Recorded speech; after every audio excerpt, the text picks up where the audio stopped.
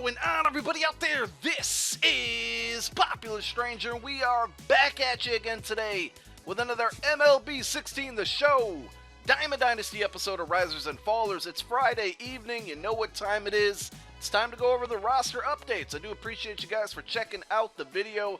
As you do each and every week, we dropped our guest video, I'll call it yesterday, our roster predictions, and we hit on a couple of them. A couple guys we talked about recent weeks also got upgraded this week, so let's jump on into it. Adam Duvall. You know, I was hesitant. I wanted to feature this guy in yesterday's video, but I was just slightly hesitant because of his batting average. It's not that impressive, 261. But this dude is crushing home runs. I actually loaded up on his card a couple weeks ago when I saw him play against the Rockies the first time around earlier this year. I thought, you know what, this dude's pretty good. And he crushed the Rockies again in a 4-game set. I think he had 3 or 4 home runs, but he's got 14 on the year, 31 RBI. He goes +7 up to a 76. If he keeps this up, we might see him getting into that lower 80 range. Don't think he'll ever hit gold this year, but hey, I could be wrong. Wilson Ramos, this is a guy that I missed on. A lot of people in the comments section of yesterday's video, also on Twitter, hit me up about him, and I just kind of blindly ignored it for some reason. He goes +6 to a 78, batting .340 right now, 6 home runs, 27 runs batted in, 16 runs scored. Look at that on-base percentage as well, 387. He's playing very, very well. We might be able to see him jump up into the 80s. Not a lot of great catchers in this game, batting-wise, so he could be a pretty good card. Michael Fulmer is a guy that we hit on. We mentioned him in yesterday's video. He goes up +5 to a 73. If he continues to pitch well, I think he could possibly be a gold card by the end of the year. I mentioned his stats yesterday. In his last 3 games, I think it's 22+ innings, only 1 earned run allowed, only 9 hits allowed. So he's doing well. 5-1 record, 3.19 ERA. He's pitching well. Ryan Vogelsong goes +5. Didn't really. I'm kind of shocked that he got an upgrade there. Justin Upton, he went back up. He's just been back and forth. He was like a 90 overall. We talked about him last week. He dropped all the way to the 70s. I guess maybe they thought they made a mistake. He's +5 now, 82 overall. I don't know if he had a position switch because his numbers still don't look very pretty. 3 home runs, 215 batting average. I don't know if they moved him from center field to left field possibly, and that's what caused him to go up. Somebody can let me know in the comments on that one. Jake Lamb, I think this is his 2nd upgrade of the year.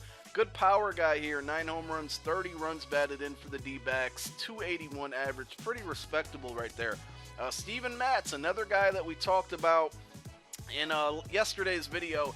He goes +4 to an 85, so he goes from silver to gold. Had a rough outing this week, but these updates are typically a week behind. So he's got a 7-1 record, 2.60 ERA, very impressive. Hopefully he can keep that pace and maintain that gold ranking. Gregory Polanco, another guy that I featured, and I somewhat loaded up on his card. I had about 10 of these. He's selling for a little over 1,000. I got, for the most part, the most of them under 200 stubs, so this should be a decent profit for me. He goes from silver to gold, +4, having a fantastic season, 310 average, 36 runs batted in, 8 home runs. He's playing very, very well in the 3-hole for the Pittsburgh Pirates. Jackie Bradley Jr., he's 1 short of a gold, just like he was a little bit short on breaking the Red Sox hitting streak record there, but he's deserving of it. The Red Sox got a lot of upgrades. A couple more guys we're going to talk about here shortly, but Jackie Bradley Jr. goes 81 to 84, batting .331, 28 runs, 37 runs batted in, 9 home runs. Very impressive. Chris Bryant goes +3 to an 88. He's having a good season, leading the NL in first place votes for 3rd baseman. I don't agree with it, you guys. No, I don't, but we still got to give him his props. Xander Bogaerts, boy, oh boy. There are probably a lot of rich people in the Diamond Dynasty marketplace off of this card. I wish that I did it. I kind of did, but I sold way too early. There was a couple weeks ago where his card was selling for 400 stubs. He's a 90 overall, his 2nd upgrade of the year, +3 this week. He's selling for like 10K right now. One of my Twitter followers, I'm sure he's a YouTube subscriber as well, and he'll probably mention himself in the video or in the comments section of this video. He told me a couple weeks ago that he had about 20 or 30, and I might even be underselling that number, but he had 30 plus Xander Bogaerts that he invested in. He is probably caking right now. He's going to have himself a really good team once he sells all these Bogaerts. So salute to all of you that invested in him and are making a ton of profit off of it. Good job. Rich Hill, we talked about him last week, 8-3 record. He's been fantastic the last month of the season. He goes plus 380 to an 83. Well deserved. David Ortiz, another Red Sox, plus 287 to 89. The old man is still playing well. 16 home runs, 51 runs batted in. I think he leads the majors in that category. Well deserved. I would love to see Ortiz get to a diamond this year, and not even a throwback card or flashback card, just his regular base card. Let's get David Ortiz to a diamond. I'd love to see it. Eric Hosmer, plus 2 to an 88. Mookie Betts, another Red Sox, plus 2 to an 88. He goes 86 to an 88, another well-deserved upgrade. Steven Strasburg, we got another new diamond card in the game, 92 to a 93. He's 9-0, people. 2.73 ERA. He's just pitching lights out, deserving of a diamond card. We mentioned him in yesterday's video. Certainly deserving. Let's talk about some downgrades. Bryce Harper, let's be real. He's not having a great season for the person. If you look at his name, Bryce Harper, 11 home runs, pretty good, pretty decent. He's up there, in the top of the list. 29 runs batted in, but 238 average. I'm pretty sure he hit like 330, 340, 350, somewhere around there last year. A lot of time in the season to, reverse that trend, but right now he's struggling.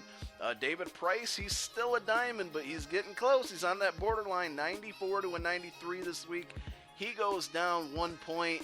I don't think he's struggling too much. Marcus Stroman goes down 2 points. He is no longer a gold card, so that's interesting.